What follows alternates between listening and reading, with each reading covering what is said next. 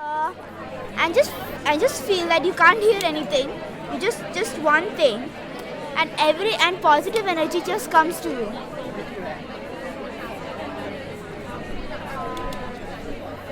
Yes. Can you feel it? Yes, I can. Only positive energy is coming to you. Beautiful. That's how the tree feels. And that's how trees communicate with each other. It's a very different communication, but it's all about knowing what's beyond this. Do you ever wonder? What's the naughtiest thing that you've ever done? The naughtiest thing I've ever done.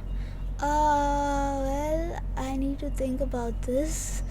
Well, the naughtiest thing that I've ever done is wait. Can I take a time to think?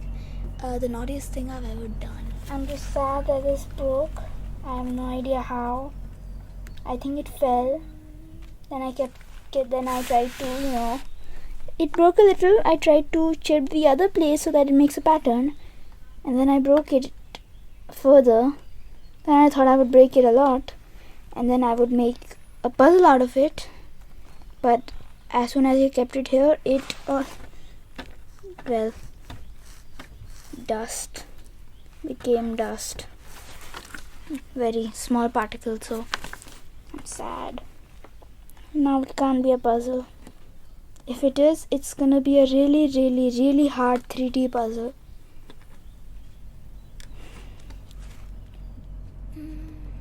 Okay, this is taking too much time.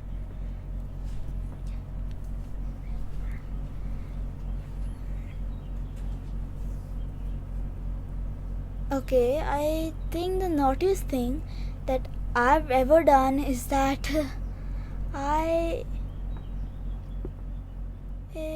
his thought process, very early we realized his thought process is extremely different than kids of his age. So he would ask extremely tricky, freaky questions. When he was 4.5, he asked me very freaky questions while I was dressing him up, and he says, "Dad, why do I have nipples?" Now that's a very innocuous question from a guy to come out, but it took me 3 days to research about it and find out why men have nipples. It's a freaky thing, and why, and then answer is brilliant, because by default every human who gets born by default is a woman, is a female. It's only after 15 days the male chromosome comes in the picture and says, no, hold on, you have to become a male. And so, but for the future female, the future lactation and the genetic programming is being done. That's such an extremely innocuous question to be asked by a 4.5-year-old. But then I realized that he's have that questioning thought, and he's very observant as a kid. So he keeps thinking, keeps looking around. His relationship with nature is very, very different. So my dad was on work 24/7, and my mom had a leg problem at that time. I was always thinking why and how. That made me curious, those questions, and again I used to ask myself. And then I applied those questions to other things after my mom's leg got healed.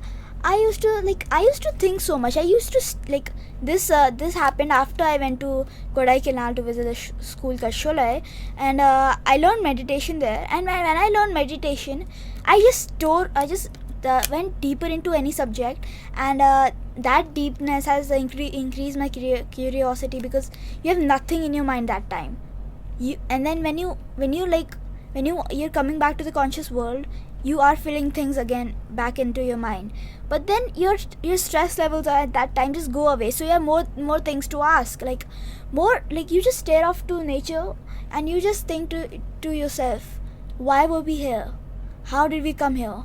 Well, that's how I became curious. On his 10th birthday, I gifted him a MacBook, but then I told that MacBook on and Wi-Fi off.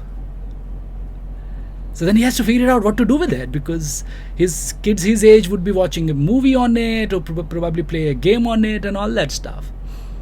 Within 15 days, he figured out how to use iMovie, he figured out how to use that camera, he had his idea about these 3 friends, that getting into that mirror, and he shot that and made it.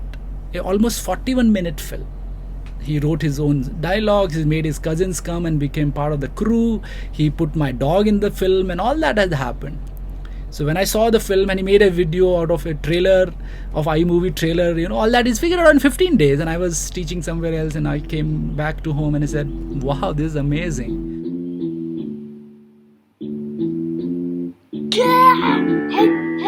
Help me!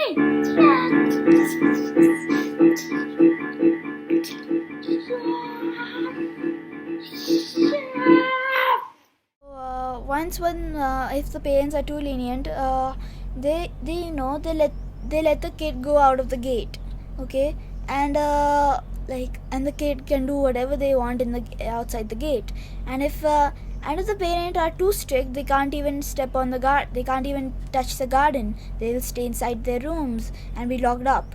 And if the parents are firm, the kids know they're allowed to step on in the garden, but they're not allowed to step out of the house, step out of the boundaries of the house. And I guess that sensitivity and an ability to empathize in the environment he lives in is his biggest strength. His creative output or others will come and go. He has his own interest areas. I think he's exploring his life. And he's a quick self-learner. So all we are trying to do is that expose him to as many people. We are putting a lot of trust on him. So I learned the art of ignorance. Well, my mom used to always tell me, just ignore people.